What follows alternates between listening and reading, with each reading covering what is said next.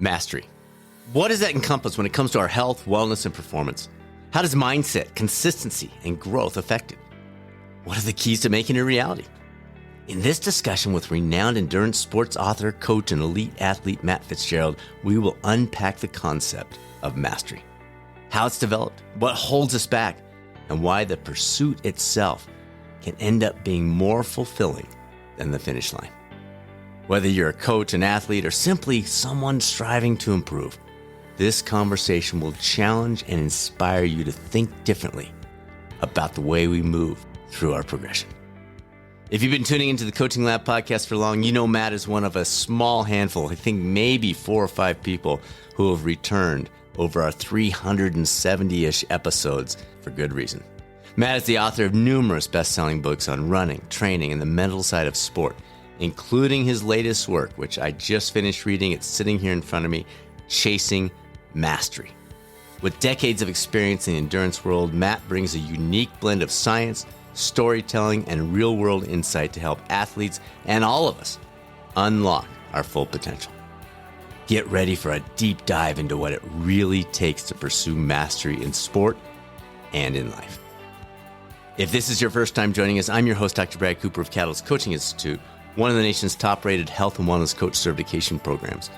Thank you for joining us, and thank you for making the Coaching Lab part of your week. If you are looking to earn your MBHWC-approved coach certification, Catalyst Coaching Institute was named the nation's #1 program by Fortune magazine and the most customizable by Forbes. And frankly, the personal touch, most of our programs are less than 20 students, gives you the individual attention, follow-up, and connection to be successful. Registration for the next cohort launch is available right now at catalystcoachinginstitute.com. Or please reach out. We are happy to talk it through. It's a tough decision. It's a big decision. Email results@catalystcoachinginstitute.com.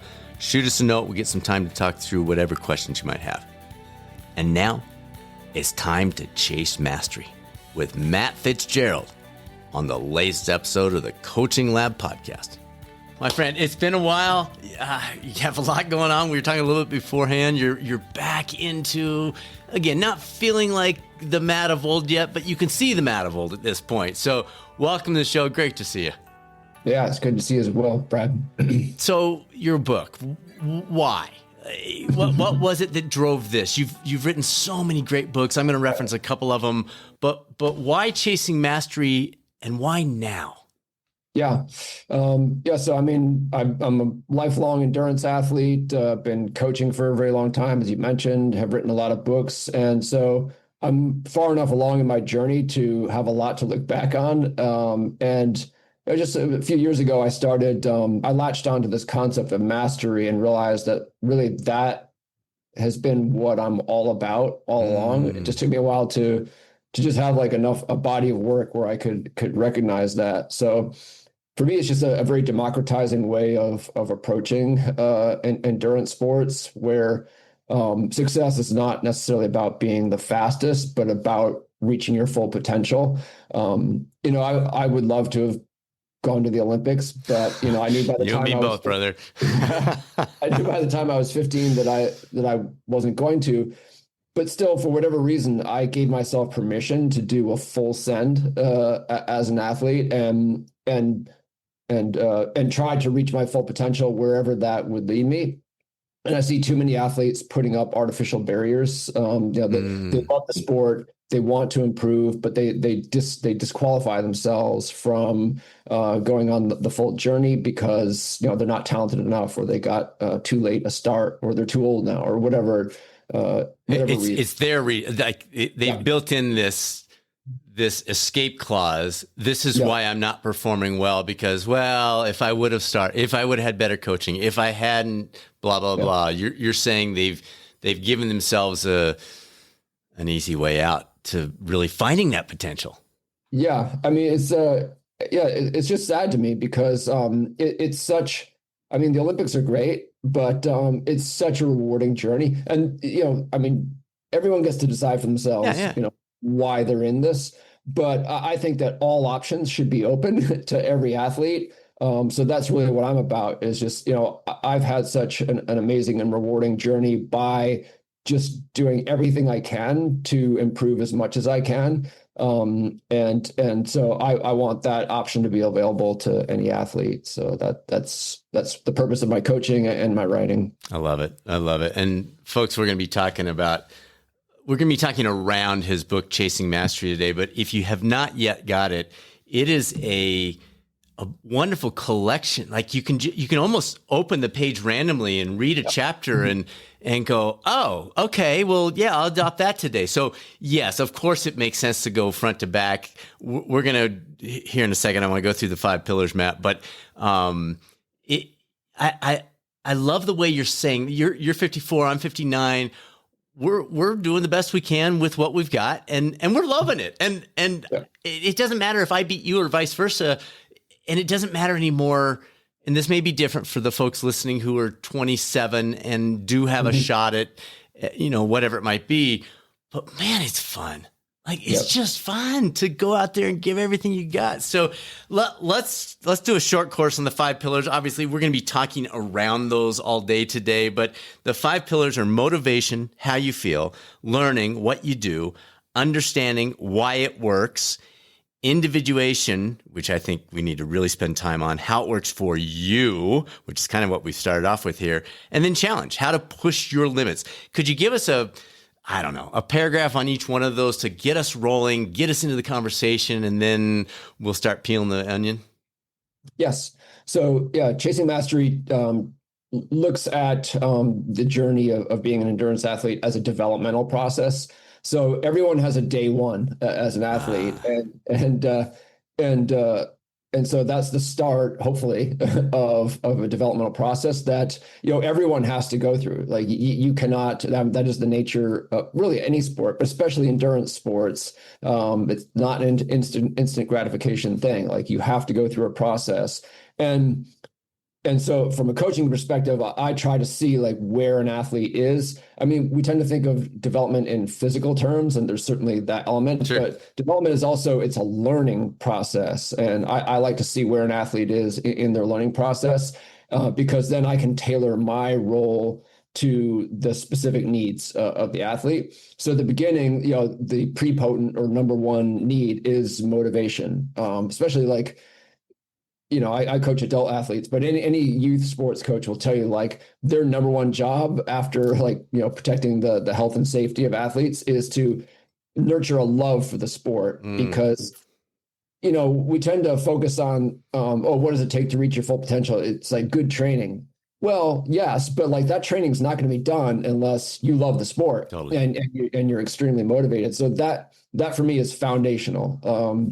And of course, that need never goes away, but it's the number one need when you're at the beginning of the journey. Once that foundation is in place, then you can stack learning on top of that. And it's not like these stages have to be like rigidly compartmentalized Sure. from one another. You can do all at the same time, but it's like, what is your main focus? After motivation, it's learning. Like there's so much to learn, even in a sport as simple as running. Like if you just try to wing it and do it on your own, you're going to make all kinds of mistakes. I started running when I was 11, inspired by my dad, but my dad didn't tell me how to train. And so my way of training was to run 6 miles every other day as fast as I could. And like I PR'd like 3 times in a row. And then the 4th time I hit a wall. And I'm like, what? Is that it? So like, great. I'm 12 and my career's over. Yeah, just like there's a lot to learn, and that's a never-ending process. But beyond, and then so once you have how to do a proper warm-up, how to like pace yourself through an interval workout, then to continue progressing toward mastery, you need to go from learning to understanding, and understanding is just where you recognize and appreciate the principles that underlie like the do's and don'ts. And that allows you to start making good decisions for yourself, because, the essence of mastery, and we'll probably get into this, is self-regulation. Like you just need to be in control.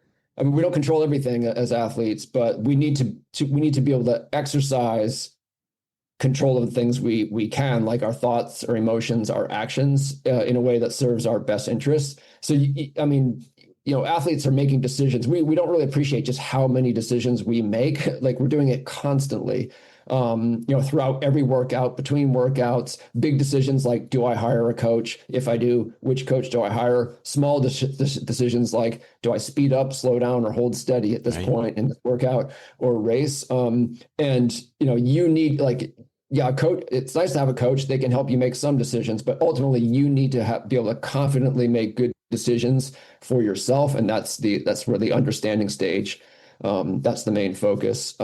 Individuation is, the cool thing is, we're all human. So, the things that work, like training and development wise, tend to work for all humans, but that's at the general level. At the level of specifics, we're all unique, not just genetically, but in terms of like our life history, our circumstances, our preferences, our limiters.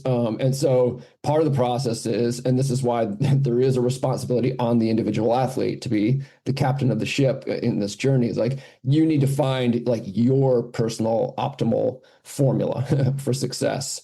That is also an ongoing process, but it's not step one. I mean, it can you start to learn yourself, from the very first step, but when you're well along in your journey, that's when, you really know all like the general best practices, and it's really all about, just fine tuning, for yourself. And then, that final stage of the journey when, you're more or less like at that mastery stage, but still you want to think, that you can keep progressing in some way. That's when you enter the challenging stage. And that's where, you're just trying to avoid complacency, the mistake of like, I'm the heavyweight champ now. I don't have to train as hard, or I don't have to like continue to find new levers to pull. Just, thinking that you can coast and get by on all you've done up to this point. Champions don't do that. When they get to the mountaintop, they're always convinced that there's another level. And they are, they're challenging themselves, but they're also surrounding themselves with people who challenge them so that they don't fall into complacency and they can find new ways to unlock potential. Yeah. Great kickoff. We're going to take a deep dive into all those. I had so many things I was like, but we'll come back to those. So let's start with this first one of motivation. It's such an overused word, as you and I both well know, but I 100% agree. You couch it nicely. You call it love. I call it joy. It's the same thing. It's realizing why does this matter? What's driving it from inside? It's not, the motivational speeches are great for the first 30 seconds of the race or to get you to go out and buy your running shoes. But beyond that, we need something deeper. And you talk about that. Fill us in. It seems like, I'm going to use the word nobody. Obviously, it's not true because you and I are saying it, but almost nobody seems to get that. Everything we see in the headlines, everything we see on social media, it's the grind. It's the, you got to just... No, you don't. You're missing the point. Talk us through this. Why are people missing the point, and what is the point? Yeah. I think people conflate motivation and discipline. And discipline I think of as like what you need to get out the door and grind when you don't really want to. Motivation is wanting to. Right. And the more motivation you have, the less discipline you need. Mm-hmm. And totally. And motivation is a very positive thing. It's not like a sense of obligation. It is like, you need to be held back. And so love and joy really are the right words, where of course, I don't know any athlete who loves every workout every day, 365 days a year, but it's like a genuine thing. Like, think about things that like, you just, genuinely want to do, like outside of sports, like eat, whatever it is, like some other hobby you have, sure. or like, binge watching your favorite show, where it's just like, you don't need discipline for that. You can't wait for your show to come on or for dinner to be ready. And so, it's just like, it's like a positive, like magnetic pull toward this sport that you do. And And so, yeah, I mean, that how, where does that come from? Part of it is, doing it your way, if you're a hobbyist and not, paid by Nike or whoever to run, like you get to decide like how you approach your sport, like in terms of like what goals you set, where you train, whom you train with, you get to make all these decisions. And also, like, I mean, everyone, if you say like, how did you become a runner or how did you become a cyclist or a triathlete? There's a story of falling in love. Face Yes. it, there's not a lot of like, extrinsic motivators for endurance athletes. So it's really mostly just a matter of like, once you've fallen in love, like staying true to that. And you see that kind of a drift happens over time. It's people like, well, I love the challenge, and I love being outdoors, or I love the me time. Yeah. And then over time, it like becomes about performance and qualifying for Boston, and then something. It's like a relationship that just kind of goes stale. Like a romantic partnership that goes stale over time because you lost touch with your starting point. So looking at it that way, like you have a relationship with your sport, and it should be a love and joy filled relationship. I hesitate to use the words like should, because that gets us back to that sense Exactly. of there should be no sense of obligation. Like, yeah. Thank you. You and I both hate that word. I really appreciate the relationship connection, because I think even in people's relationships, they miss the mark. So we're involved with a small group to our church, and we're going to be talking about marriage in the next period. Everyone, it's a number of couples. And I keep hearing this word work. You need to work on it. And I'm like, yeah, but that should be coming from the joy. Like, I love my wife. Like, this is 33 years of marriage. I think she's the most amazing person on earth. And when I remember those feelings, the work comes easy. And I think there's a lot of that with our running or cycling or triathlon or whatever it is, of when we remember what you're describing, it's not as hard to go do the intervals. It's almost exciting to get that tempo run teed up. But we forget those things, just like we do in our marriages. So I really love what you're saying about that. What do you think of? I went out, I had a little 10-miler this morning, and I was out there running thinking I didn't really want to go.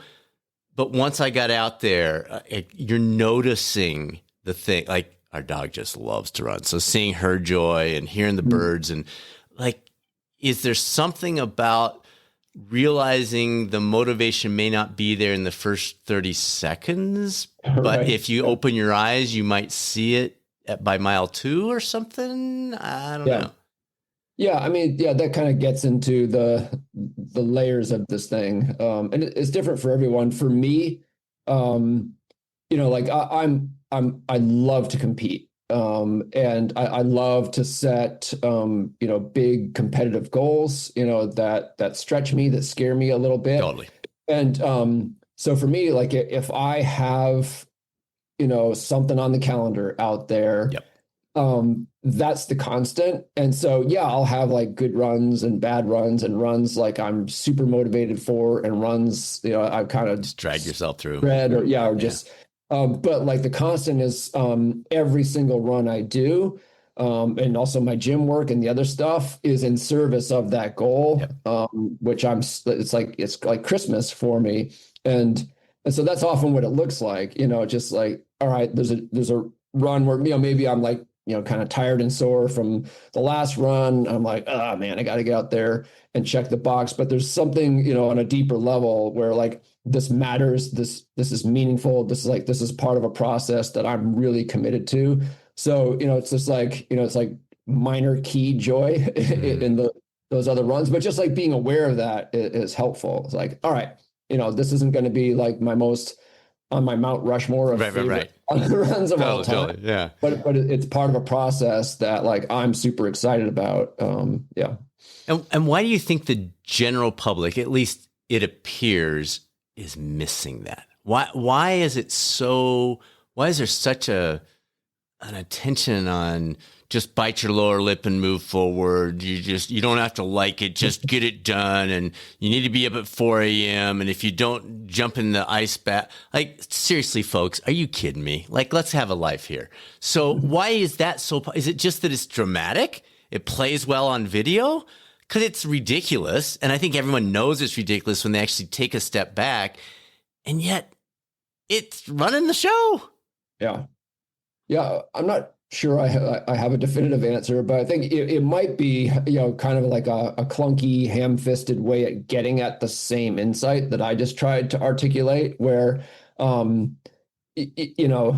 it's the process as a whole that, you're allowed to question that too. You signed up for a marathon just because all your friends run marathons. Your buddy did it, yeah.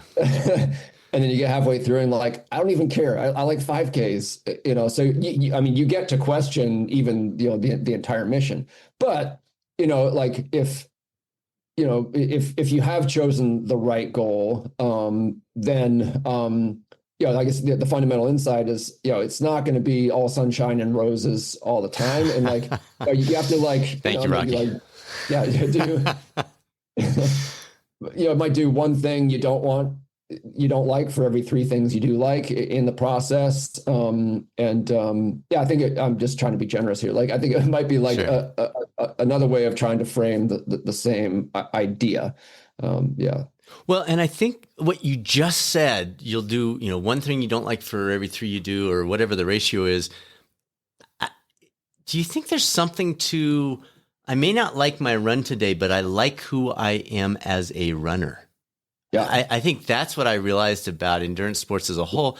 I don't always enjoy the session, but I enjoy the life that this brings, the community, the friendships, the health, the focus, the spark. It's like, okay, so the 10 miler really wasn't very fun, but my other 22 and a half hours today are going to be better because of that thing. Yep. Is there something there?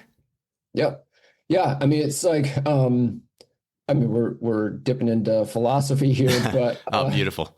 Yeah. I mean, it's just like, I think, like all of us human beings, like, and certainly all athletes as a class of human beings, like, we want to be happy. We want to have purpose and meaning, but all of these things are like different from pleasure and joy. You know what I mean? So, excuse me. For me, like, the way I think about it is like I am happiness. I am happiest and I have like the greatest sense of meaning and purpose when I am in a state of like continuous anticipation. The novelist Elizabeth Gaskell had a line that I cite all the time. She said, anticipation is the soul of enjoyment. Because like pleasure is fleeting by its very nature, right? It's just like, all right,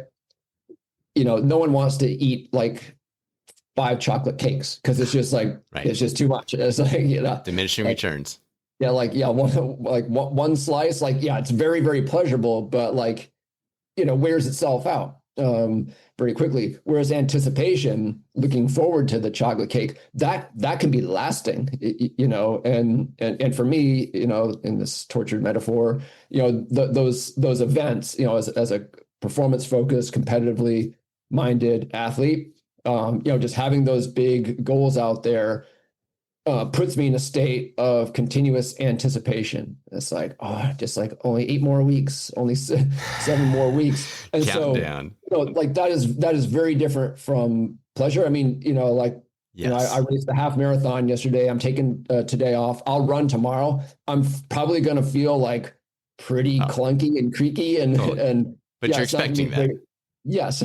But, so there will not be like a lot of, like pleasure, like in those 8 miles or whatever ends up being. But while I'm out there running, I'm going to be thinking, okay, I've got my 100-miler coming up in October. That half marathon went well. The process is working. And so this is like, now the new phase has begun, and it doesn't really matter.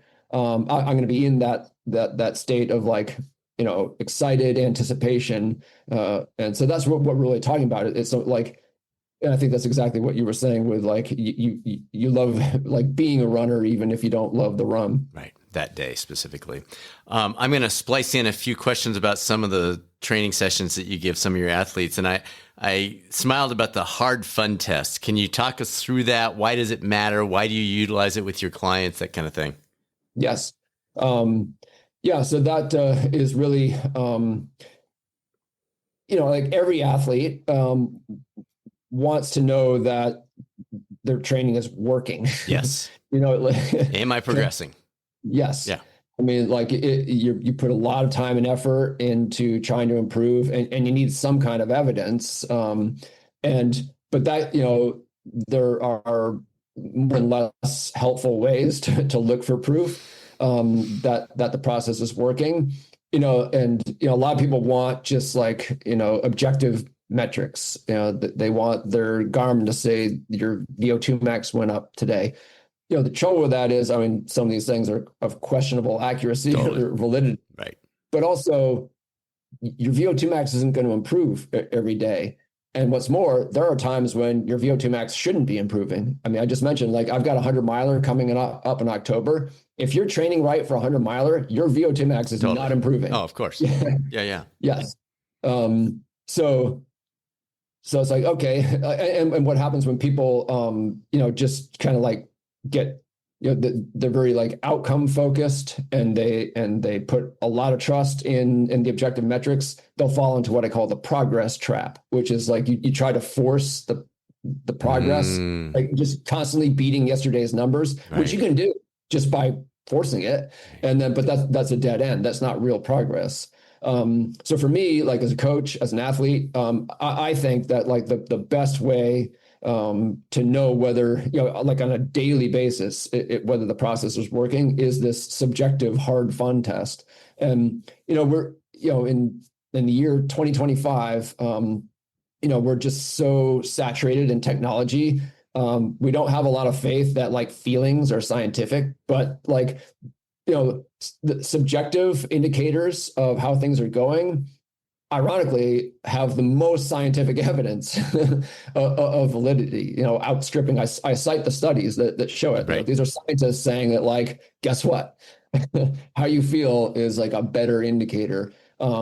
So, training needs to be both hard and fun in equal measure, I believe, in order to be yielding the best possible results in terms of like getting fitter and improving in performance. It's like, I mean, you have to train progressively. So like, if you just break it down mathematically, like the only way to get fitter is to do more.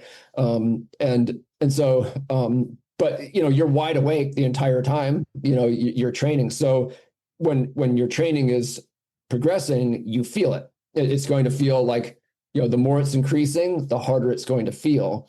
And if it's not hard, then you're not doing enough to progress. So wait, pause on that for a second.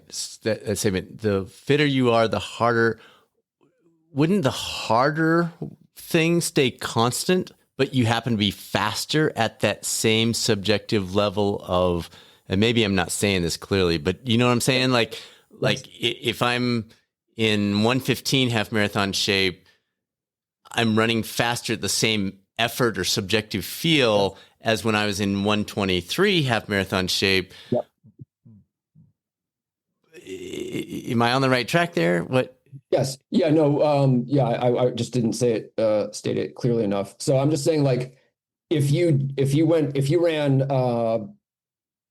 30 miles last week and you go to 40 miles this week, it's going to feel harder. Okay. If you ran 30 miles last week and you go to 90 miles this week, it's going to feel way too hard. So if we increase quantity or quality, we should sense that. Yes. Okay. So that's what I'm talking about. And so what the research shows is that it's referred to as affective load. So, you can like use, Training Peaks or another platform to give your like, your like a measure of your training load. But you can also just ask an athlete, hey, how hard are you training these days? Yeah. And the answer could be, I just came off a break and I'm training very lightly and it feels very light. Or an athlete could be, I'm 3 weeks out from a 100 miler. I'm like in peak capped. training. Yeah. And it's as hard as I can manage. I can manage it, but I couldn't do this indefinitely. Like, thank goodness I start my taper next week. So that's your affective load. And it is more predictive of outcomes than the objective measures of load. So, it takes a little bit of experience to get a feel for like how hard is too hard. But like, there's like a Goldilocks zone where, obviously like you have different phases of training, but, when you're focused on a race and you're trying to get fitter, you should be like in a sweet spot where you feel challenged, but not overwhelmed. That's not noise, that's signal. that is information and worth paying attention to. And the nice thing about it is that it's continuous. So, your VO2 max or lactate threshold might increase every few weeks, but that sense of like, are you in the Goldilocks zone of how hard the training is continuous. So you can check in on that every day. How do you feel that? Because I've noticed for myself, my wife was actually kind of giving me a hard time about this the other day. When I get injured a lot because I'm like, I think I can run some 75-second quarters. Well, I haven't run those for whatever weeks, but I'm going to force one. So it's like, if I can stay below 95% effort, I'm healthy, I get faster, I progress as you're discussing. But if I push that next level, and so that's that restraint you're talking about of the right restraint. Yep. How do you coach your athletes? How do you walk them through knowing where that level is? Because in the moment, you're like, I can do this. No, I think I'm going to hit that straight away or whatever. Yep. Yeah, you can. I mean, it is possible to kind of gaslight yourself, like as an athlete. Totally. I think it happens all the time. Yeah, that is partly why. So yeah, I guess this test I think is better, but not perfect. But that's where the other half of it comes in. It's the hard fun. It's not the hard test. It's the hard fun test. Right. Exactly. So like if you're trying to improve and your training isn't hard enough, it won't be fun because we're endurance athletes. We're going through the motions. Yeah, we it's not fun unless it's challenging, and also we're not improving unless it's challenging. So like the hard and the fun kind of go together, but they also act as like counterbalances because when it gets so hard, and you'll have athletes who are like very motivated and they start to do that gaslighting thing. It's just, oh yeah, it's not too hard. But then if you pay attention to the other side of it, it's like, yeah, but wasn't it more fun 2 weeks ago, if you're being honest, when you kind of felt fresh, going into and out of some of your key workouts, and then you got a little bit greedy and started to like BS yourself a little bit. And if you're honest, like it's not quite as fun as it used to be. And that's when you've like gone out of the Goldilocks zone. But it's also an independent variable. Like, if you get the training load right, where it's like it's challenging but not overwhelming, there's also a lot you can do to make training more fun at that level of hardness, and that is also very much worth paying. Like, this is a study I really want some scientists to do, like where they have a cohort, just a bunch of athletes, they separate them into two groups, and then they have them like run a 10K at the beginning and at the end, and you're looking to see who improves more. One group is focused on maximizing the hard fun test, and the other is like entirely focused on the objective metrics. Or you could just make it one group with no intervention and just measure, like just conduct the hard fun test. I guarantee, the ones who are like, in the sweet spot for their subjective ratings of how hard it is and are having the most fun will improve the most. Like I guarantee that would be the case. Try to think of an example of an athlete who is like, oh yeah, I'm like super motivated to PR in the marathon. I'm 9 weeks out. It's no fun at all, but I know I'm going to crush it. That doesn't happen. Like, yeah. It doesn't happen effectively. Unfortunately it happens, but then it doesn't work out because they fall off. So are you rating those two during your key session that week, or sessions like on a 1 to 10 scale, and you're kind of doing an additive, or you want them to be somewhat corresponding? Yeah. How would someone at home hearing this go, oh, okay, I'm going to do that Saturday? Yeah, so it's not something you would do like in the middle of a workout or with respect to a workout. It's about the process. Okay. So like, where are you in the process right now? Like how hard, how challenging is it? In studies, they will have like they will like do like a block. So they'll be like, how challenging the What's last the last 4 month? Yeah. yeah, that type of thing. But it is like it should be done from a little bit of a zoomed out perspective, because like we can over index on today, Oh, yeah. but that's not And we do. that's not what this is about. Yeah. Okay. Like, Good. All right. Congruency between work, your inner circle, your environment, your life. It's obviously something we can all, I think we get too focused on how's my workout when all these other things are so critical. You bring this out in the story of Tommy Rivers Puzey. I don't know if I'm saying his last name right. Why did you see value in that story? I think I know, but share with us the brief nature of that story and what does it have to do with the people reading your book? Why does all that stuff matter? yeah. Yeah, so that is from a lesson titled "Everything Matters," and there, I am a big picture guy. I think people listening are getting the sense of that, and I'm a big fan of what's become known as like an ecological model of athlete development, and that is really an everything matters perspective. Especially in like Western society, we tend to focus like skin in.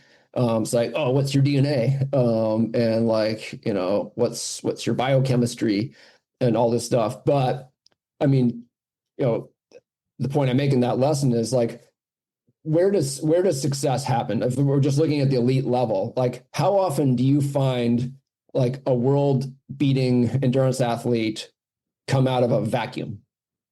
Almost never. Like success tends to concentrate in environments. Like it can be, we've got this Norwegian wave going. Yeah. So it can be a country, it can be a culture, it can be a university, it can be a coach, like these centers of gravity. So like if you find like one salient success story, chances are like there's a lot more right around that person. And it's because like the stuff from the skin out matters just as much, if not more. And we tend to overlook this. Arthur Lydiard said, the legendary New Zealand running coach, he said, I can find talent anywhere.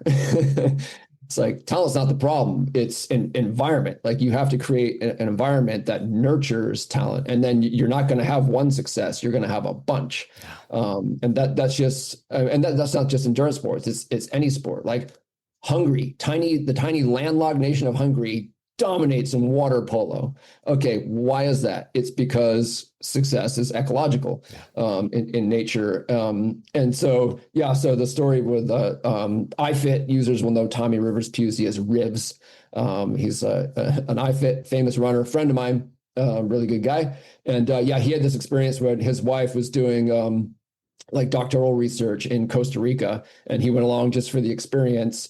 And he discovered that like the running culture there centered on this run up to the top of a volcano, like a big grueling kind of ultra style, probably not ultra distance, but multi-hour race. And he thought, this guy, later ran like a 2:16 marathon, so good athlete. And he got his ass whooped. Like he thought he was going to just like come in there and just be the ringer. Yeah. And he got destroyed. And then he ended up talking to the guys who finished ahead of him in Spanish.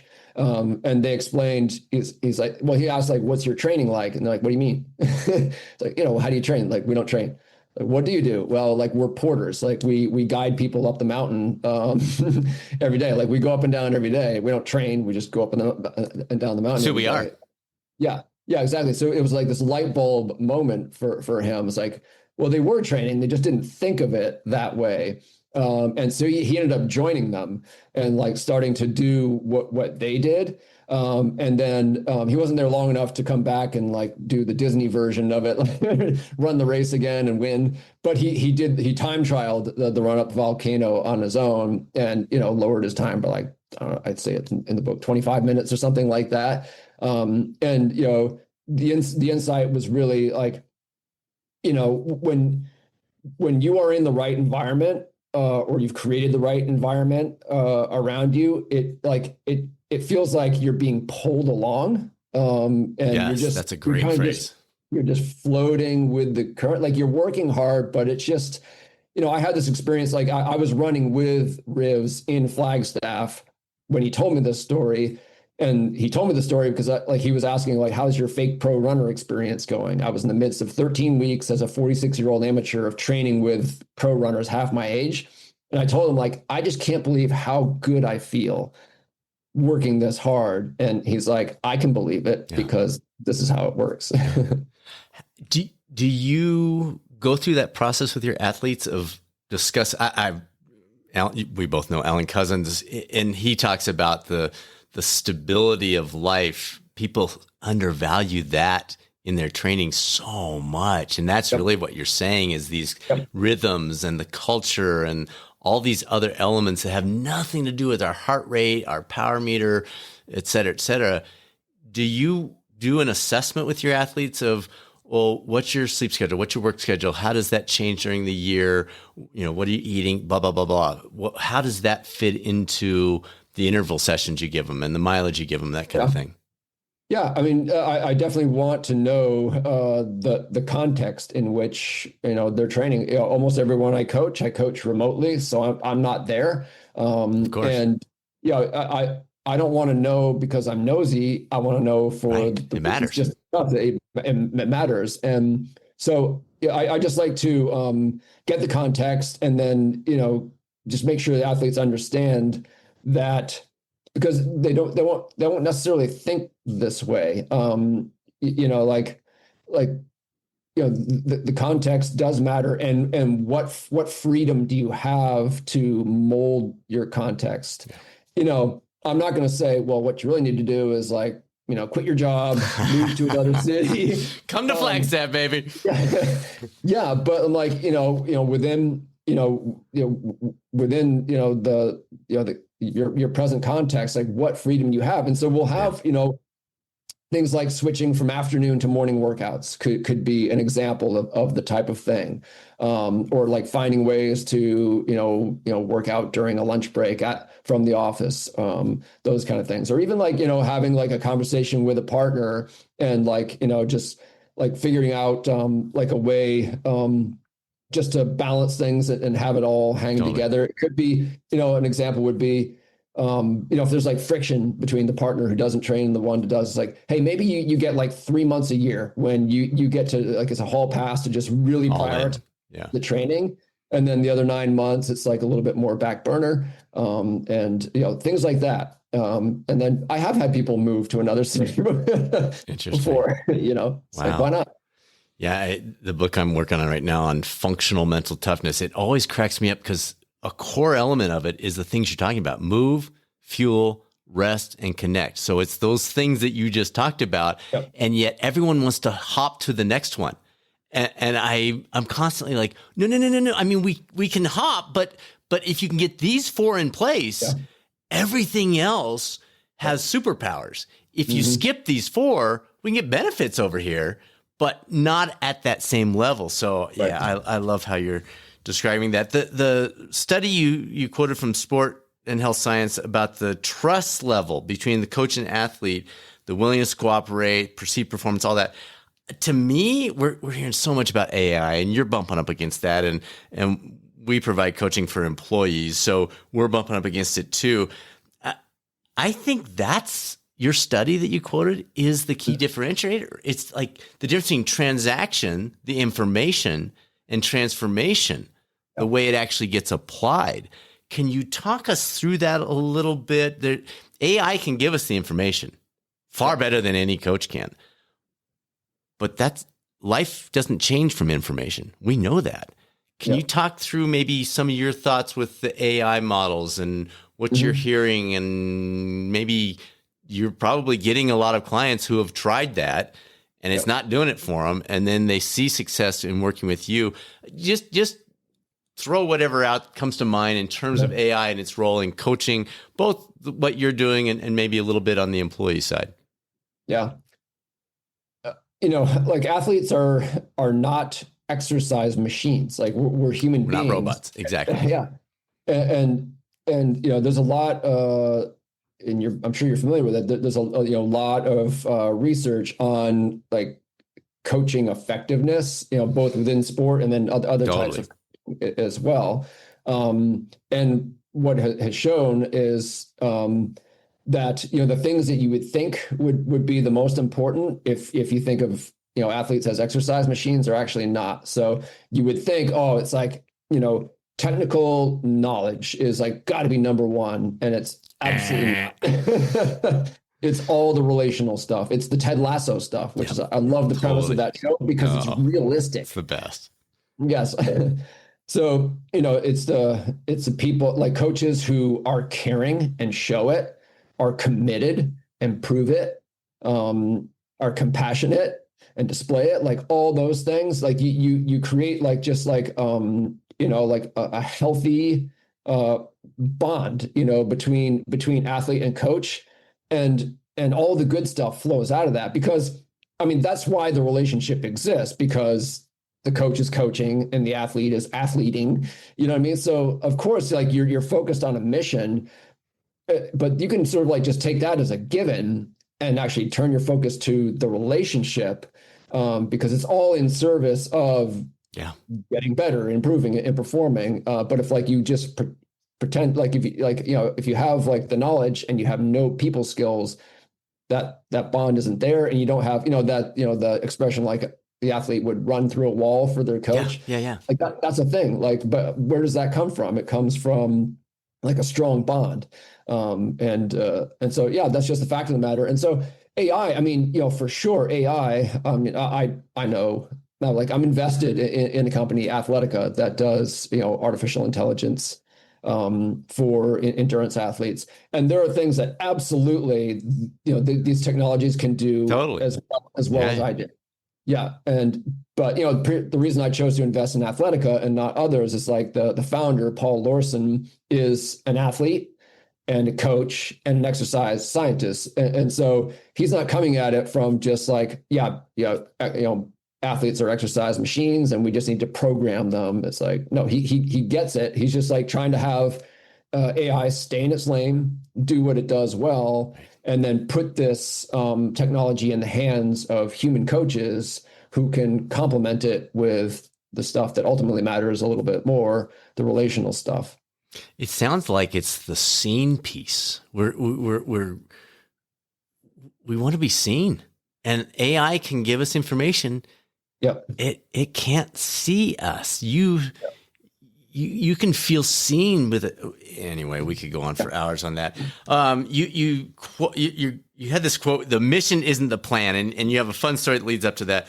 But the point of the plan, or the plan, is a point from which to deviate. I got this big smile on my face. I was like, "Oh, dude, that's awesome!" So talk us through that, when it applies, why it's key to success. I think so many people need to hear this. So let me say that again, since I stumbled on it. The mission isn't the plan. The plan is a point from which to deviate. Talk us through that. Yes. So, I mean, planning is, obviously an important part of, the training process. Like usually you need to know what you're going to do when you lace up your shoes and walk out the door. I mean, there's a place for winging it, but like planning is important. Yeah, totally. Yes. But plans are also an attempt to predict the future to a certain degree. And the future is inherently unpredictable. I mean, like humans are better at it than any other animal, and we suck at it. Yep, totally. So like, like planning is helpful, but you can't be wedded to it, and you can't like try to pretend that the plan is like a 100% accurate prediction of the future. So you could create like an 18-week marathon plan, and there's going to be like a Tuesday interval session on week 11.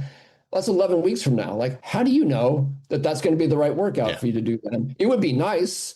And so, go ahead and, make your way toward that, step by step toward that workout. But when the day arrives, if it's like, you know what, we need to deviate from that. Like, you need to understand, like, the mission is to get you as fit as possible for a marathon in 18 weeks.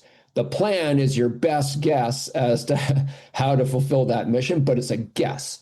So there's daylight between the mission and the plan. I'm always talking with athletes about like on an individual session basis, the spirit of the workout versus the letter of the workout. And, it's funny. I just had someone come to Dream Run Camp in Flagstaff, who's an age group national champion for 800 meters, fifth in the world. 56-year-old guy runs 2:11 for 800 meters. Love it. Really good runner. And like this, like I was talking with him about this, like, because he was going from sea level Iowa up to 7,000 feet, big adjustment, like wasn't feeling like himself. We would try to make like altitude adjusted times for sessions, and it would still it would be like, he would lay an egg, like, too hard. But, so this was like, ended up being an entry point for this discussion. It's like, I mean, the ultimate thing you're trying to do each day is like make the best possible use of that day. Like that's like make the best possible use of the day. Sometimes that means like just scrapping the interval workout altogether and resting. It's like, well, that doesn't look like the plan at all, but fine. Like you made the best possible use of the day. Every now and then it's like, doing more than planned. Being opportunistic, taking advantage of momentum or, better than expected progress or what have you. So, I always want like every athlete I coach to understand the spirit of, today's session so that when I'm not there and they're not out there doing it and they recognize the plan is not the best use of the day, I need to deviate. Sometimes that's just a small adjustment, like, not doing the last interval or bringing back the pace a little bit. Sometimes it's a big adjustment. It's like, you know what? I'm a little concerned about this niggle. I'm going to like cross train today instead. When an athlete comes back to me and says, Coach, hey, I blew up the plan for today, and here's why. Like I celebrate that. Like I enthusiastically pat them on the back for not doing what I asked them to do. Like if they thought it through for themselves, understood the spirit of the session, and made a decision, deviated from the plan. It seems like one of the biggest struggles you would face as a coach is the most successful. That may not be the right word. So many of the athletes that have risen to the top have risen there because of their commitment to the task at hand. I am going to do what needs to be done to get me where I want to be tomorrow. And you're saying, or maybe, but that's not always. How do you help that person that their entire athletic life has benefited from this skill set of staying the course? How do you help that person realize this other piece? I think that's you're not talking about the general population. You're talking about people that are dialed in and they are committed and they're going to get that thing done because it's benefited them for 10 years, 20 years, 30 years. How do you help that person understand what you're talking about? Yeah, it's a great point. And for another book I wrote called The Other Talent, I kind of I dug into this, and what you find is that the champion athletes are the most they're the most like disloyal athletes out there when it comes to the means to the end. Like they are ruthlessly adherent to one thing, and that's reaching the mountaintop. They do not care how they get there. The rest of us, or most of the rest of us, are like, we are very loyal to the methods we want to work. And I think Friedrich Nietzsche said, like, many are steadfast in the path they've chosen, few in the destination they want to reach. And so you see that it's like, well, like I just really want like CrossFit and a paleo diet and barefoot running to make me the best runner I can be. And Good luck. then, and like, they start doing it and it's beyond obvious, like this is not the right formula, but they'll be very loyal to those methods because it's kind of an intellectual laziness. It's like, I don't want to have to, Explore. admit, that the things I chose aren't working. But the pros, in fact, there's research, like if you look at like personality traits and how they predict athletic excellence, very, very close to the top of the list is one called ruthlessness. But it's like, it's ruthless. It's not like, because so they are not the champions. This is counterintuitive. Like they're not the ones who are going to get it done no matter what. They're going to do what works and they're not going to do what doesn't work. And at the first indication that, their preferred method isn't working, they will kick it to the curb. It's like, hey, what have you done for me lately? I'm going to find another method because you aren't working. So, they're just like, they're just fixed on where they want to go. And then they're very adaptable in terms of like how they get there. And, too many of the rest of us are just like, I'm just like, this is my formula and I'm just going to like see how far I can get with this formula. Right. Interesting. All right. That leads nicely into this next one. Actually, deliberate practice is something, and I laughed at some of your stories, man. You take it very, very serious. What does that mean? How can you see it or see that it's lacking, whether in you as a runner, because you've done very well, or with your clients? Yeah. So, in that lesson, I talk about how, athletes in, so quote unquote skill-based sports, like tennis players, basketball players, if you ask them, like when you go somewhere to work on getting better at your sport, what do you call that? And they'll say practice. And practice connotes mind as much as it does body, like learning, developing skills. If you ask an endurance athlete, what do you call it when you go out and do something to get better at your sport? They say, oh, it's a workout. And that has completely physical connotations. It's like the mind is nowhere in that word. It's like a physical stimulus, like an exercise machine. Oh yeah, I have my from the neck down. Right. I do some work. Shut it off. Yep. Yeah, and my body adapts and I'm better. But I mean, from a mastery orientation, that's a missed opportunity. Which is like, absolutely, you needed to apply a physical stimulus and allow your body to adapt and get fitter. But to use the phrase again, you're wide awake throughout the process. Like your mind is there. And all it takes is just a slight shift in perspective where you approach each session with intentionality. And then you engage in the session mindfully. That turns what would otherwise have just been a mere workout into a deliberate practice. And how I do that in coaching is, when an athlete completes a session and it's uploaded to Training Peaks and I have a look at it, like I can see so much. I can tell. Like, wow, you did not approach this with intention. And it could be like, it can be very subtle stuff. Like if I give an athlete like a target time, 99% of amateur endurance athletes will try to beat that time. They will not try to hit the time. All professional athletes will try to hit the time, nail it. And so if they go too fast, to them, that's just as bad as going too slow. And you can see the difference. Like, you can tell, like if an athlete, if I say, I want you to hit this time and they go out and run, 9 out of 12 intervals faster than the pace, I know that like they don't realize they're doing it, but they translate. They're like, what they hear is, I want you to run this time 100% and not a second over. Yeah.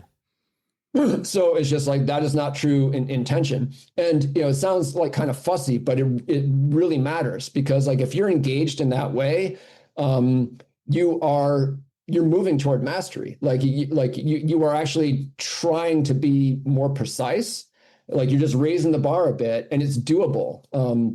So, I mean, everyone kind of messes up their pacing when they're beginners, but like if you go into every session, it could even be easy runs. Like if I say, here's the ceiling on heart rate, don't go over it because like that's not easy anymore. It's like athletes will act like it's not their fault when they go over it. It's like, wait a minute, who made you do that? It's like, well, a pretty girl passed me and I just sped up. It's like, you did that. The pretty girl did not do that. Or it's like, it was a beautiful sunny day and I just got carried away. It's like, the sunny day did not do that. You did that. So it's fussy, but it's just a slight shift in orientation. And then like one day doesn't matter so much, but if you're doing that day after day after day, you're just like gaining in control of just like control of yourself as an athlete. Just to give a quick personal example, like, okay, why does this matter? I mentioned I ran a half marathon yesterday. It was my first half marathon in 5.5 years because I got COVID, then I got long COVID. I couldn't run for 3 years. And then I've just been like inching my way back. And when I started, I'm just in a novel place where there's kind of more uncertainty around my body than there ever was before. And when I started the race, I didn't really know what I could do. Sure. I knew I could figure it out on the fly because this is what I do. Like I approach every session with intention and I execute it mindfully. And so I got out there. I'm just going to vibe it out. I'm going to feel like my goal was to like be as competitive as possible, finish in the least number of seconds as possible. But I just didn't know what that was going to look like. So I run the first mile in 6 minutes and 22 seconds. I'm like, that feels about right. And so I go from there. It's a hilly course with a lot of turns, a lot of people, a lot of variables. I ended up averaging 6:21 for the race as a whole. So I absolutely nailed it. And like I was laying it out on the approach to the finish line. I was like full gas, everything I had left. Didn't really speed up because I had paced it so perfectly that I only had enough left to just keep going. And I finished the race and looked back on that and said, that was flawless. Like I could not have run 1 second faster today, even though I really didn't know. There was a lot of uncertainty going into it. That's what you get. Like you were able to achieve those kinds of performances. I didn't win the race, but I was very, very satisfied with like that I got everything I had out of my body on that day. And like, that's what you get from when you turn a workout into deliberate practice on Monday, Tuesday, Wednesday, Thursday, so on. Is that part of the self-regulation development that most athletes aren't tuning into? Where, okay, you send me out for a 12 by 400s at, let's just say 80s, and I'm like, I'm going to prove blah, blah, blah. Well, that's not the point. The point is self-regulation. We want to be as close to that 120 as possible for all 12, not for 10, not for 7, not for 3. Is that the conversation you have, or is that what you're trying to instill of, yes, we want you faster. That's why you're here. But self-regulation will pay dividends in addition to the physiological response? Yes. Yeah. I mean, the essence of mastery, not just in endurance sports, but in any skill, is control. It could be chess. Like it doesn't matter what it is. Like we don't control everything. That's part of the fun. Yeah, like, totally. Sports wouldn't exist if we controlled everything. Wouldn't care. Yeah. So there's opponents, there's weather, there's all kinds of stuff. But there's a lot we do control. And mastery is all about seizing control of the things you actually can and turning those things to your maximal advantage. That is what mastery is all about. And, if you just think of something like pacing, like, there are some runners, I think I'm probably one of them, who just are like scary good at pacing, can just like, they're like, I want you to run a 7:34 mile. And if like they run 7:36, it's devastating. It's like, man, 2 seconds off. That's a bad day for me. But I mean, the point is like control can you can just keep getting better and better and better. And it's not just like a fun parlor trick where you can say, guess what? Give me a mile time and I'll go out and run it. Like it actually allows you to improve more and compete better. Like if you just, seize control of things you can and turn them to your advantage. I think that's a key conversation. I don't think that gets portrayed enough. Matt and I have repeatedly crossed paths over the years, and it's always a fun conversation. We had so many topics to cover today. I think I had more questions prepared for this than any episode we've ever done. So we decided to split this episode into two. We've been doing that with some of our big guests recently, and it's working well. This one went even longer than usual. So this is part one. Next week, you'll be able to access part two. And we'll also have a link to his book in the description, along with a link to my favorite book that he's written titled Iron War. That is a must read for any fan of endurance sports. As always, please feel free to reach out to us with any questions about your current or future coaching career, results at catalystcoachinginstitute.com, or tap into additional health, wellness, and performance resources at catalystcoachinginstitute.com. A quick note about the upcoming retreat. This is the event of the year. This is year 7. We are so excited. Registrations are way ahead of where they usually are. We do have a few more spots left for that, but if you're thinking about joining us for that, whether you've been in the past or this will be your first time, it is in September. It is in the beautiful Rocky Mountains of Colorado. We keep the price very, very low. We maybe break even on this. Many years we don't, but it's such a special event. We want to keep doing it, and we hope you can join us this year. So those details you can look at on the retreat tab under that same spot, catalystcoachinginstitute.com. And now it's time to be a catalyst. This is Dr. Brad Cooper of Catalyst Coaching. I will speak with you soon on another episode of the Coaching Lab podcast, or maybe over on the YouTube coaching channel.